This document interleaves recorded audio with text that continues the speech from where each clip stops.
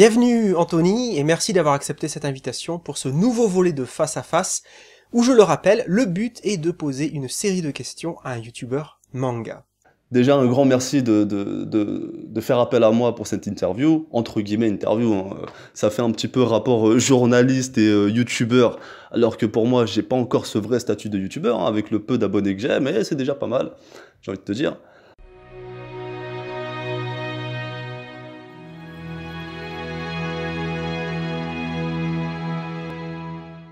Alors ma première question pour toi sera, qu'est-ce qui t'a poussé à te lancer sur YouTube ? Eh bien, en vérité, j'ai jamais eu cette idée de me lancer sur YouTube. J'ai toujours aimé les mangas, à savoir que c'est pas du tout ma première passion. Et j'ai un ami déjà qui est youtubeur, qui a un nombre conséquent d'abonnés. On était chez lui, on était en train de discuter de mon métier, de son métier lui de youtubeur. Et je lui ai expliqué que ça me prenait la tête de bosser là où je bosse, que c'était très pénible. Et il m'a dit, bah pourquoi tu fais pas une chaîne YouTube? Je dirais, ok, mais je parlerai de quoi? Il m'a dit, bah c'est simple, t'aimes les mangas, t'aimes le sport, t'as qu'à essayer d'allier les deux, ça serait pas mal. Il y a déjà un youtubeur qui fait ça, il me semble, c'est Manga Workout, hein. Je me suis dit, bah tu sais quoi, vas-y, je vais me lancer, et je vais voir si ça marche, tant mieux, si ça marche pas, j'aurai pas de regrets, au moins j'aurai essayé, ok? Donc de là, j'ai commencé avec un ami qui s'appelle Heikel, qui m'a formé sur le logiciel Adobe Premiere, pour faire les cuts, les montages. Alors à la base, on devait faire une vidéo muscu, une vidéo manga par semaine. En fait, ça faisait 2 vidéos par semaine. Mais le rythme, il était très compliqué à tenir. Et en plus, je me suis blessé au niveau du dos. Pendant de longs mois, je n'ai rien pratiqué au niveau du sport. Donc j'ai dû arrêter et je me suis consacré finalement au manga. À savoir qu'il y a aussi un autre ami qui m'a pas mal aidé, qui s'appelle David, et c'est pas Ultimate Manga. Lui, il m'a vendu un Mac et voilà, il m'a montré lui aussi comment servir de certains logiciels. Ok. Donc voilà comment je me suis lancé sur YouTube, et finalement j'ai pris goût au jeu, hein, malgré que c'est très difficile, parce que beaucoup de personnes pensent que tu poses ton téléphone et tu débites, alors que non, il y en a qui le font, ça marche, mais je sais que toi tu ne fonctionnes pas comme ça, moi non plus je fonctionne pas comme ça. À savoir que voilà, toutes mes vidéos sont écrites, hein, bon c'est pas dans le sujet de la question, mais bon, bref, voilà pourquoi je me suis lancé sur YouTube. Je te remercie de parler du travail qu'il peut y avoir derrière une vidéo. Je pense qu'énormément de gens, surtout chez les plus jeunes, ne s'en rendent pas forcément compte. Surtout quand on est, comme nous, dans la critique entre guillemets culturelle, on sait qu'on sera attendu au tournant, notamment par les fans, à la moindre erreur qu'on sortira. Donc entre la lecture des mangas, la recherche, l'écriture, le montage, je confirme que ça peut prendre des semaines de travail pour une vidéo de moins de 10 minutes. Mais bon, je pense que c'est le revers de la médaille. Si on veut proposer du contenu et de la qualité, c'est synonyme de beaucoup de préparation en amont. Pour en revenir à ta chaîne, si tu devais la résumer en quelques mots, en quelques phrases, pour la présenter, que dirais-tu ? Bah, c'est plutôt simple, c'est plutôt humour, divertissement, atypique.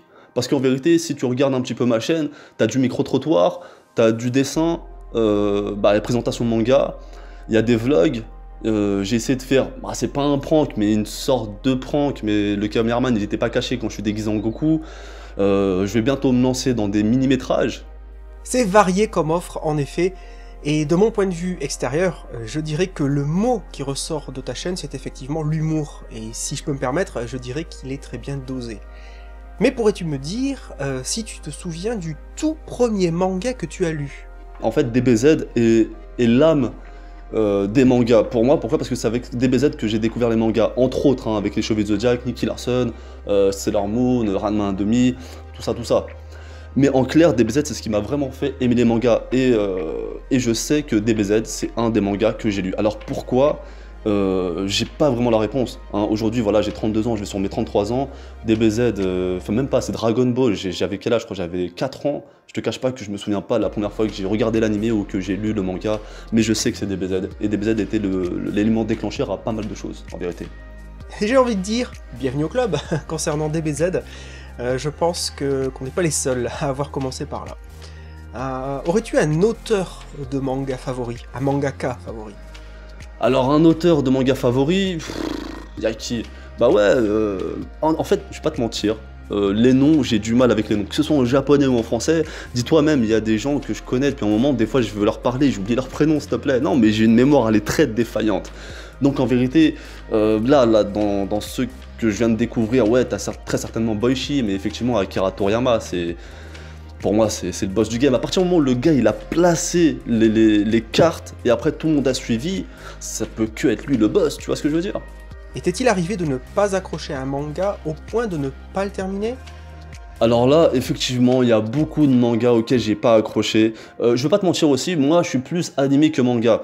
Pourquoi? Parce que dans l'animé, bon bah déjà t'as de la couleur, comme son nom l'indique, il y a de l'animation, quand c'est bien fait c'est super, t'as de la musique. Je veux dire les émotions, en tout cas moi je les perçois beaucoup mieux lorsque un personnage ressent de la tristesse ou de la joie, avec justement cet arrière-fond de musique, les bruitages des coups, des explosions ou des battements de cœur. Des fois, tu vois, t'as des choses qui font que avec l'animé, tu ressens plus de choses. Donc moi, je préfère les animés. Et véritablement, j'avais commencé, je crois, Fairy Tail. J'ai pas du tout accroché. Bah, j'aime pas le pouvoir de l'amitié. En même temps, moi, ça me parle plus trop les shonen, tu vois. Quoi d'autre là de mémoire? Bah là en manga de ce que j'ai lu, c'est Brigade Militaire. J'ai lu le tome 1, je commence à lire le tome 2, je pense pas que je vais aller jusqu'au bout parce que c'est pas un truc de ouf. D'ailleurs, je vais en faire une petite vidéo là-dessus, hein. Si je peux faire un petit peu de pub, y a pas de souci. Donc voilà, plus ou moins. Il y en a tellement que je peux pas tous les énumérer, mais ouais, il y en a plein. Allez, on va retenir Fairy Tail parce que je déteste Fairy Tail et Brigade et Militaire, que Jérôme JDMP m'a conseillé en plus. Bon, on ira spammer la chaîne de Jérôme pour se plaindre alors. Y a-t-il des mangas très rares, qui soient épuisés ou trop chers, etc., que tu rêves pourtant d'acquérir? Donc non, je n'ai pas de manga rare dans le collimateur, hein. Moi personnellement c'est pas trop... En fait voilà, comme je disais, moi je suis plutôt une arnaque en vérité, hein. C'est-à-dire que je suis pas un passionné à 100% comme tous les autres youtubeurs manga. C'est une de mes passions, mais c'est pas la première. Du coup, bah non. C'est acquérir des choses pour faire une collection et avoir quelque chose de très très rare que je vais laisser dans son emballage. Non, c'est pas mon truc. Fut un temps, oui, quand j'étais plus jeune, j'achetais beaucoup de choses qui venaient du Japon et je les laissais sous blister parce que je voulais être un collectionneur. Aujourd'hui, non, j'ai d'autres priorités en fait, tu vois. Bien sûr, ça ne veut pas dire que ceux qui le font, je les dénigre, hein. Non, non, non, chacun a sa passion. Moi, par exemple, ma passion, c'est le sport en vérité. Donc, j'espère avoir bien répondu. Oui, il n'y a pas de réponse attendue de toute façon. Ce qui m'intéresse, c'est ton ressenti honnête. Et en parlant d'honnêteté, je vais te poser une question un peu plus difficile, car il va falloir parler des collègues. À savoir, que penses-tu du paysage des chaînes YouTube manga francophones? Eh bien, je crois que c'était Psycho Sensei qui l'avait dit dans la même vidéo que tu avais fait de lui. Le problème, c'est que les chaînes de manga se ressemblent pratiquement toutes. Je m'explique. On pose sa caméra, on prend un manga, on le présente, on donne son avis, les points forts, les points faibles, et fin de l'histoire. C'est bien, hein, mais qu'est-ce qui va faire que je vais regarder par exemple Psycho Sensei plus souvent que Jérôme JDMP ou Ultimate Manga que Refia, tu vois ce que je veux dire? Elle est où cette plus-value, tu vois? Bah le problème c'est que même moi, hein, je fais ce format-là de temps en temps, mais j'ai remarqué que le paysage des chaînes manga était trop similaire. Et c'est pourquoi moi j'essaye d'être un peu plus atypique. Alors je dis pas que je le fais bien, je dis pas que je suis meilleur que les autres, au contraire, hein, j'ai beaucoup de choses à améliorer, mais ça m'intéresse pas de faire exactement le même projet, tu vois, j'ai envie d'avoir un autre fil conducteur, en vérité. Donc c'est dommage. Après, t'as Chef Otaku, lui c'est le boss du game avec ses 500 000 abonnés. Bon, voilà, après on n'aime pas. Après t'as les autres youtubeurs, mais ils se prennent plus vraiment la tête. Maintenant, ils ont percé. Donc voilà quoi, j'ai envie de dire. C'est vraiment intéressant le fait de parler du manque d'originalité, parce que presque tous les youtubeurs manga à qui j'ai posé la question m'ont répondu plus ou moins la même chose. Du coup, je me demande s'il faudrait pas faire un jour une grande réunion de youtubeurs manga pour discuter de ce sujet-là, une espèce de table ronde otaku. Oui bon, je sais, j'ai trop regardé Camelot. On en a gros. Bref, au-delà des youtubeurs manga, quels sont les youtubeurs, toutes catégories confondues, qui t'inspirent dans ton travail? En ce qui concerne les youtubeurs qui m'inspirent, je m'inspire pas trop des youtubeurs en vérité. Après, je regarde beaucoup YouTube, il se peut que inconsciemment j'aime quelque chose et je vais peut-être tenter de le reproduire à ma façon, mais ça arrive pas super souvent. On peut trouver des similitudes dans ma chaîne, dans mes vidéos et dans les vidéos des autres, hein, c'est pas du tout... en même temps, je veux dire, il se peut qu'on ait la même idée, tu vois, c'est pas du plagiat ou ouais, peut-être de l'inspiration, mais clairement je m'inspire pas trop de youtubeurs. on va dire, je m'inspire plutôt de... Enfin, je m'inspire, ça serait vraiment un très grand mot, mais comment dirais-je, en toute humilité, hein, c'est plutôt des comiques, pas français mais américains. Je regarde beaucoup de comiques américains, bon je vais pas citer les noms parce qu'il y en a, ils vont peut-être trouver ça choquant, parce qu'à savoir qu'au State, les humoristes, c'est pas du Gad Elmaleh, hein. Les mecs, ils vont parler de racisme, ils vont parler d'homosexualité, mais c'est pas des bisounours, hein, c'est très trash. Ils vont parler des relations hommes-femmes, mais pas ce que tu vois aujourd'hui en France. Il y a de grosses insultes, les gens ils rigolent, tu vois, ils sont libres, ils sont littéralement libres. Donc, il se peut véritablement que je m'inspire de là. Mais en vrai, non. Le mot inspiration, il est trop gros à mon sens, tu vois. En clair, c'est-à-dire que je prends un manga, quand je veux parler d'un manga par exemple, donc je prends un manga, je le lis, et ensuite, je bosse dessus. J'ai ma méthode de travail, j'essaye de résumer du mieux que possible, et de caler 2-3 vannes. Alors des fois c'est drôle, des fois c'est pas drôle, des fois quand c'est pas drôle, justement c'est drôle parce qu'on se fout de ma gueule. Voilà. Non. Donc non, en clair, je m'inspire pas trop des youtubeurs.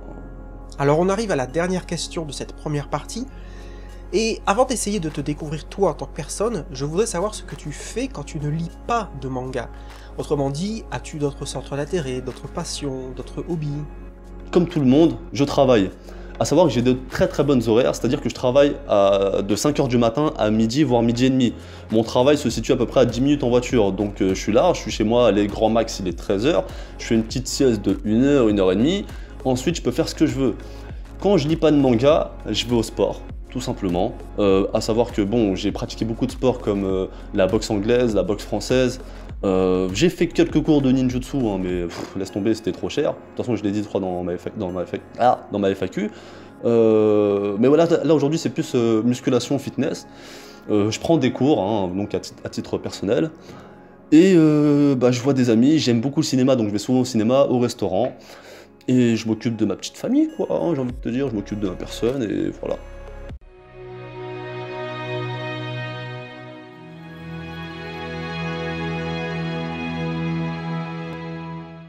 Peux-tu me dire quel est ton mot préféré?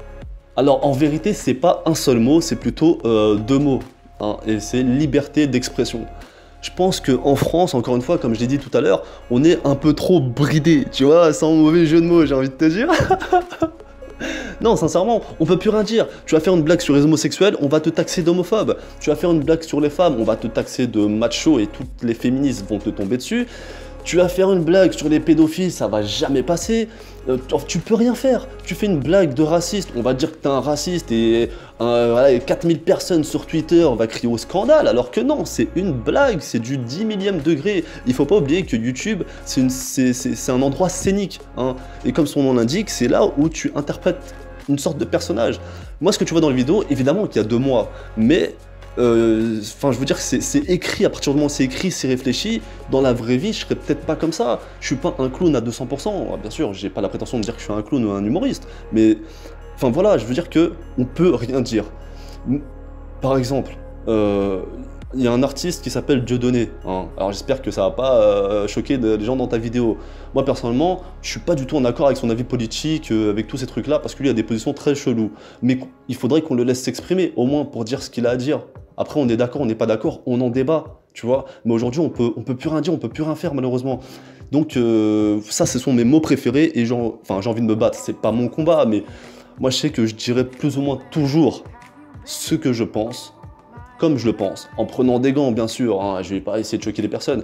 Après, pour être honnête, sur YouTube, voilà, je me censure pas mal. Il y a des blagues que je fais pas parce que je sais que ça passe pas encore. Mais j'espère avec le temps, voilà, je vais en glisser une, je vais en glisser 2, je vais en glisser 3, et après, je vais être à 100%. Oui, je dois dire que je suis du même avis que toi.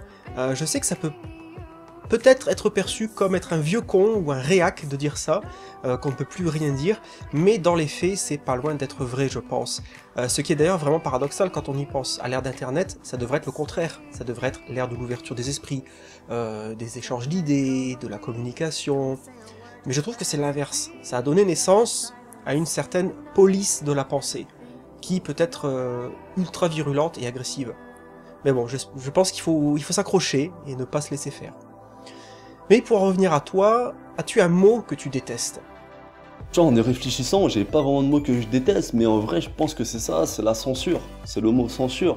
C'est clairement, t'es plus libre de faire ce que tu veux, tu peux plus. Enfin, tu peux plus rien dire, tu peux plus rien faire sans compte de taxes, de quelque chose. Ça, après, ça va très très loin, tu vois. Et ça, je trouve ça très dommage. Donc, je sais pas comment ça se passe en Allemagne, mais c'est écœurant.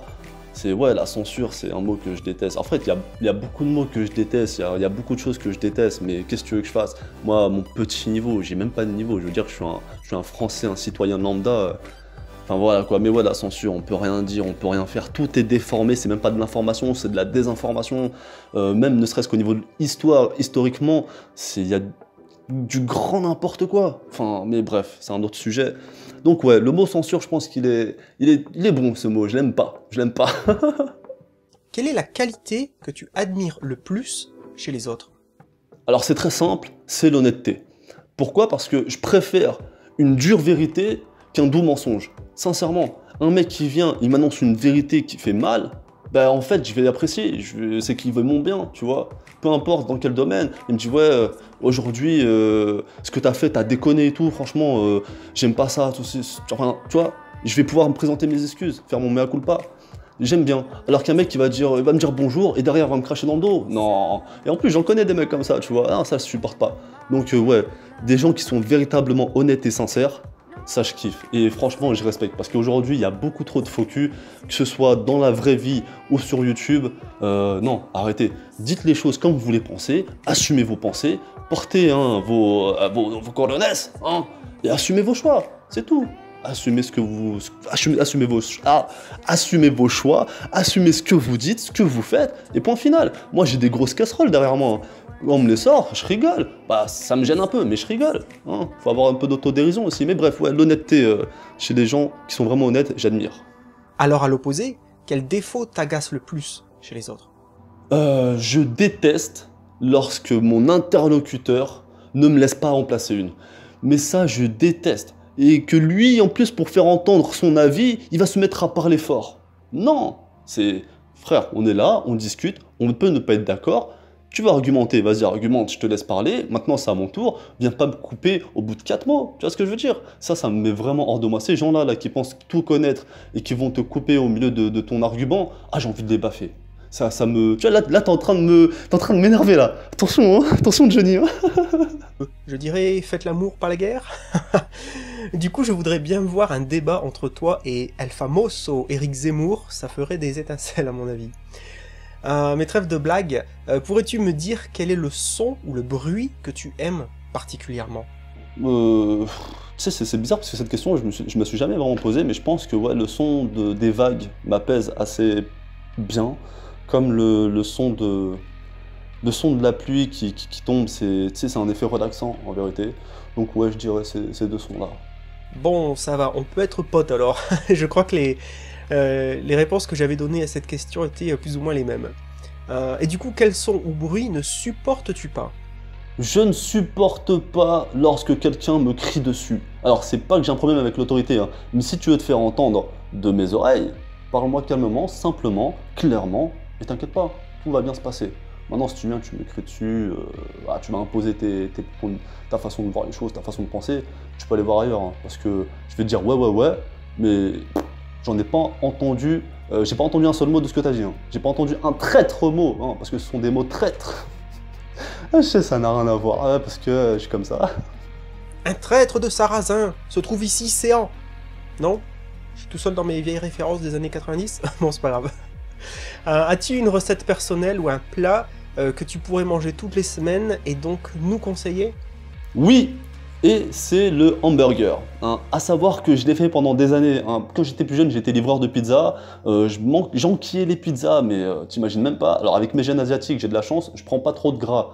Mais ensuite, j'ai travaillé dans un supermarché, j'avais des tickets restaurants et j'enquillais des hamburgers, des cheeseburgers tous les jours. Donc les gars, hein, et les meufs, et les autres, les hamburgers, c'est la vie. Hein. Quelle serait ta profession idéale, autre que la tienne? Bien, pour ma part, ce serait coach sportif.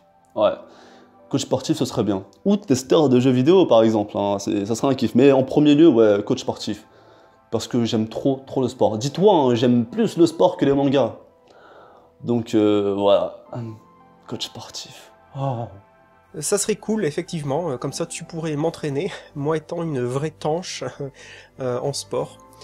Alors par opposition, quelle profession ne voudrais-tu absolument pas exercer?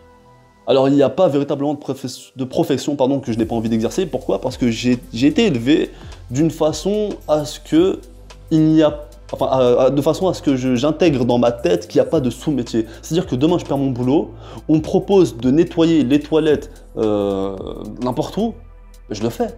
Un métier est un métier. On a tous besoin d'un mec pour nettoyer les toilettes, ou d'une nana. Je veux dire, on a tous besoin de quelqu'un pour balayer nos rues, ramasser nos poubelles. Il n'y a pas de sous-métier, clairement.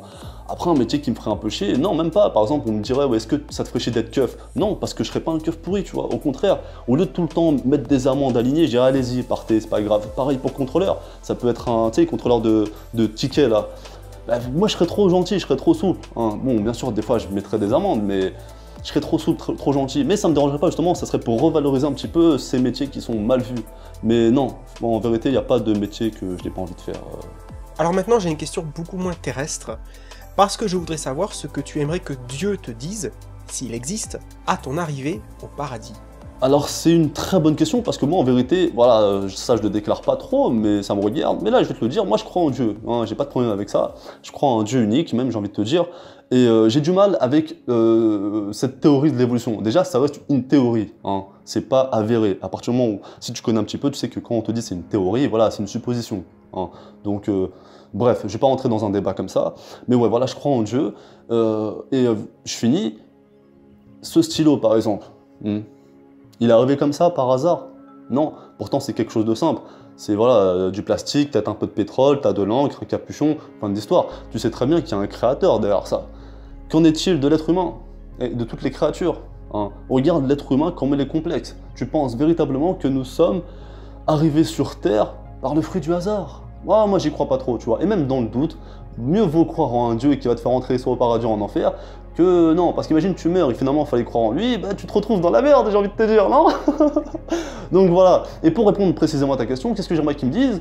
Bah j'ai pas trop réfléchi. En vrai j'aimerais qu'ils me disent par exemple, je sais pas, voilà, t'as commis des mauvaises actions, hein, t'as eu des mauvaises paroles envers certaines personnes, très probablement, ou t'as commis, je sais pas, des mauvaises actions, voilà, tout simplement.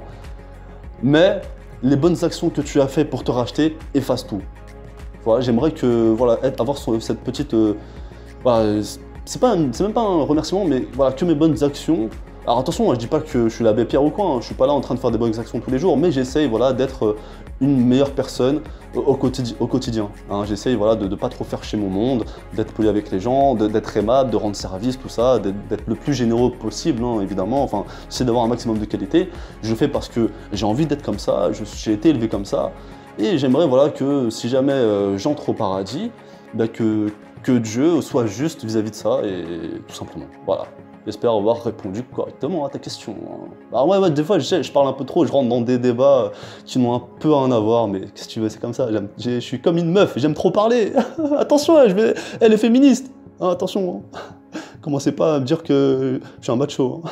Eh bien merci pour cette réponse plus que complète et surtout très honnête.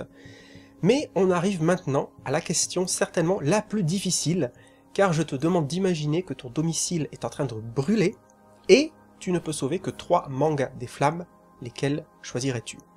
Alors évidemment, hein, Dragon Ball Z, j'ai envie de te dire, ça c'est obligatoire. Alors attention, hein, c'est pas Dragon Ball Super, ni Dragon Ball GT, ni Dragon Ball Heroes, c'est Dragon Ball et Dragon Ball Z.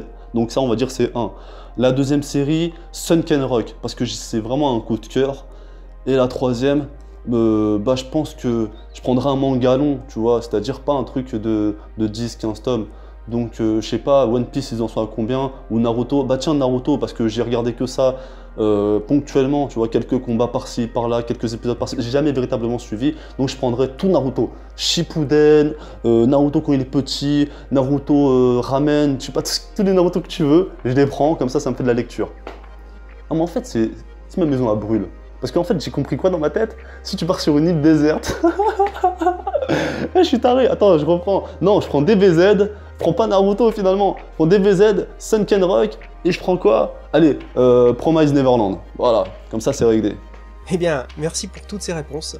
Et à ton tour, si tu as une question ou des questions à me poser, j'ai envie de dire, c'est le moment. J'ai pas une question, mais deux questions pour toi, mon petit Johnny. Ah ouais. Alors, la première, c'est, j'aimerais savoir pourquoi, enfin, quelles sont les raisons qui ont fait que tu t'es penché sur mon cas pour pouvoir faire cette petite interview parmi tous les youtubeurs qu'il y a sur YouTube, hein. Alors, même si je sais que tu as déjà interviewé beaucoup de youtubeurs, qu'est-ce qui a fait que tu m'as choisi, hein, parce que ça m'intéresse. Donc, si tu peux me dire, entre guillemets, les points forts et les points faibles, ou ce que tu veux, dis-moi ce que tu veux, pourquoi tu m'as choisi, ou pourquoi tu ne m'aurais pas choisi, j'ai bugué. Bref, t'as compris la question. Pourquoi est-ce que t'as choisi ma chaîne pour faire cette interview? Voilà. Alors, pourquoi je t'ai choisi, toi, pour une interview? Alors, je sais pas si le mot « choisi » est vraiment valable ou valide. C'est-à-dire que je demande, j'offre cette possibilité, ou je propose cette interview à des youtubeurs manga qui, d'une manière ou d'une autre, sortent un peu du lot. Ça peut être pour plein de raisons diverses et variées.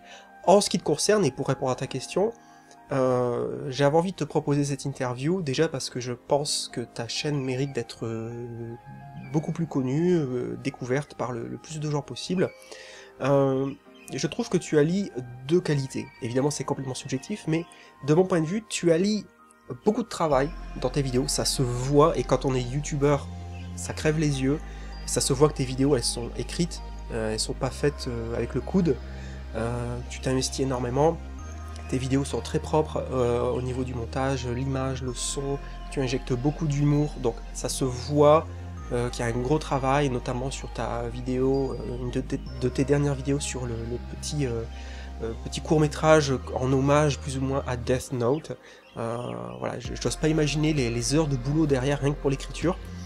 Donc tu as tout cet aspect-là où ça se voit que tu t'investis beaucoup, tu bosses beaucoup, et d'un autre côté, je trouve, alors je peux me tromper complètement, évidemment je ne te connais pas personnellement, je ne te connais qu'au travers de tes vidéos, et au travers des quelques échanges épistolaires que nous avons eus, mais j'ai l'impression que tu es quelqu'un qui a beaucoup de recul par rapport à ce qu'il fait, et qui ne se prend pas forcément au sérieux, ou en tout cas qui ne prend pas la grosse tête, et qui, tout en bossant beaucoup, tout en proposant des vidéos vraiment très construites, recherchées, etc., en même temps, j'ai l'impression que, voilà, tu as du recul, beaucoup de second degré, tu es capable de te moquer de toi-même dans tes vidéos, tu as cet humour, tu as un rire très, très communicatif, je trouve, j'aime beaucoup ton rire, voilà, petit détail, pléonasme. Voilà, donc je t'ai proposé cette interview parce que je pense que tu es un youtubeur manga à découvrir, et également je rajouterai que tu es un des youtubeurs manga au niveau de l'âge qui se rapproche le plus de moi, donc tu n'es pas encore un papy, tu n'as pas encore ta carte vermeille, mais ça ne saurait tarder, et du coup ça me fait plaisir de voir que, entre guillemets, je suis pas le seul. Alors bien sûr je sais que je suis pas le seul, mais la majorité des youtubeurs manga sont quand même beaucoup plus jeunes que moi, et je sais que tu es un peu plus âgé que la majorité, et voilà, et ça me fait plaisir de pouvoir notamment parler avec toi sur des chats, des emails. Voilà, je sens une certaine maturité, voilà, et sans rien dévoiler de ta vie privée, voilà, je sais que tu es sans aucun doute un adulte, avec ta vie d'adulte, et voilà, de ce côté-là, je me sens un peu plus proche de toi que bon nombre de youtubeurs manga beaucoup plus jeunes, voilà. Et ma deuxième question, tu ne vas pas y échapper, mon petit Johnny. Tu préfères Jérôme JDMP ou Ultimate Manga? Et je veux pas de joker, je veux que tu me dises la vérité, ok? Question troll, j'imagine, mais je vais quand même essayer d'y répondre. C'est très très difficile parce que je trouve que ce qu'ils font maintenant, de nos jours, se ressemble beaucoup. Ils bossent beaucoup ensemble, je pense qu'ils s'entendent très bien, et bien sûr c'est génial, il n'y a aucun problème avec ça. Donc c'est difficile de les départager. Jérôme JDMP, c'est vrai qu'il faisait beaucoup par le passé, et c'est comme ça qu'il a commencé. Il faisait des grosses vidéos avec beaucoup d'écriture, avec de la mise en scène, des costumes, des effets spéciaux, un fond vert, etc. Donc c'est comme ça que je l'ai découvert il y a très longtemps, et à l'époque on avait travaillé ensemble sur une vidéo, c'était la vidéo sur Gantz, parce que je m'étais vraiment retrouvé dans ce qu'il faisait, même si lui je pense qu'il injecte beaucoup plus d'humour, c'est son approche, il n'y a pas de souci. Et Ultimate Manga, je trouve qu'il est beaucoup plus dans le format, voilà, présentation plus habituelle, plus succincte peut-être de manga, sans mise en scène, sans sketch, il n'y a aucun souci avec ça, chacun son style. Et je sais que les vidéos écrites, scriptées, c'est énormément de travail. Donc, si vraiment tu me mets un couteau sous la gorge et tu m'obliges à choisir, je dirais Jérôme JDMP, mais plus pour ce qu'il faisait avant, par rapport à ce qu'il fait maintenant, parce que ce qu'il fait maintenant, et je peux totalement le comprendre, il fait beaucoup moins de mise en scène, de petits courts-métrages, tout ça, et je sais que ça prend énormément de temps. Donc je comprends tout à fait pourquoi c'est très difficile, en plus quand on a un travail à temps plein comme moi, comme lui, comme beaucoup d'entre nous, c'est très difficile. Par contre, puisque tu me poses la question, je vais en profiter, je ne sais pas si nos collègues Jérôme et Ultimate Manga regarderont cette vidéo, mais du coup je vais en profiter pour leur faire passer un petit message complètement subjectif, donc ils prennent, ils jettent, il n'y a pas de problème, mais je trouve que tous les deux, c'est vraiment dommage, et ce n'est que mon point de vue bien sûr, mais je trouve que c'est vraiment dommage qu'ils soient tombés tous les deux dans l'habitude de faire à la fois des miniatures et des titres, donc de combiner ces deux choses-là pour leurs vidéos, entre guillemets putaclic, dans le sens où beaucoup de leurs vidéos de ces derniers mois, ça va être par exemple le manga de l'année, ou alors ce manga est génial, voilà, ce genre de titre extrêmement flou, et de combiner ça avec une miniature où on voit même pas le manga dont il va être question. Moi je considère que c'est du putaclic, dans le sens où, en gros, si tu cliques pas sur la vidéo, tu sais même pas de quoi parle la vidéo. Tu sais que ça va parler d'un manga ou d'un animé, mais tu sais pas lequel. Ni la miniature, ni le titre ne te l'indiquent. Je comprends pourquoi ils le font. Moi, c'est pas du tout mon approche. Je pense que ça, personnellement, et là je parle que pour moi, je pense que ça serait mieux pour eux de faire soit la miniature entre guillemets putaclic, ou soit le titre entre guillemets putaclic, mais faire les deux, combiner les deux. Moi personnellement, quand je tombe sur des vidéos comme ça, je ne clique pas du tout en fait. Parce que je me dis, mais est-ce qu'on peut savoir au moins de quel manga il va s'agir? Là, tu m'obliges vraiment à cliquer pour savoir quel va être le sujet de ta vidéo. Et encore une fois, je comprends, il y a beaucoup de gens que ça ne dérange pas, et chacun fait ce qu'il veut sur sa chaîne, hein, je veux pas du tout faire un clash avec Jérôme et Ultimate, et je m'entends très bien avec eux, il n'y a aucun souci, ils le savent. Hein. Je dis juste que, de mon point de vue à moi, c'est vraiment dommage. Tout en comprenant la démarche, je pense qu'il y a un juste milieu. Et que d'y aller comme ça, à fond, dans à la fois le titre et la miniature, on sait pas du tout de quoi la vidéo va parler, bah moi je clique pas. Je clique pas parce que c'est m'obliger à cliquer en fait. Et je comprends, mais je trouve que c'est vraiment dommage, surtout qu'ils ne le faisaient pas avant. Ils ne le faisaient pas avant leur vidéo, on savait de quoi ça allait parler. Voilà, je trouve ça dommage, et s'ils regardent cette vidéo, j'aimerais bien les inviter très humblement, après ils font ce qu'ils veulent, hein, c'est juste mon avis personnel, peut-être à réfléchir à ça et faire un compromis. Mettre au moins le titre du manga dans le titre de la vidéo ou dans la miniature, l'un ou l'autre. Mais le mettre ni dans la miniature ni dans le titre de la vidéo, pour moi c'est prendre un gros risque. Mais après, voilà, encore une fois, ce n'est que mon avis, chacun fait ce qu'il veut sur sa chaîne. Eh bien écoute Johnny, je te remercie beaucoup, ça me fait très plaisir de cette petite collaboration, les petites questions que tu m'as posées sont véritablement très intéressantes. Voilà, ça ressemble un peu à une FAQ, mais avec un fidèle ami, et c'est plutôt très plaisant. Donc un grand merci à toi, j'espère que ta chaîne va continuer de prospérer, de vivre, et va grandir, et je te souhaite tout le bonheur possible, et t'inquiète pas, un jour, je te dépasserai. Mais oui, je suis sûr que tu me dépasseras, et c'est tout le mal que je te souhaite. Un grand merci à toi d'avoir accepté cette invitation, j'espère que ça aura donné envie à ma communauté de découvrir ton travail, et je te dis à bientôt, qui sait, au détour d'une future collaboration. Encore, merci à toi.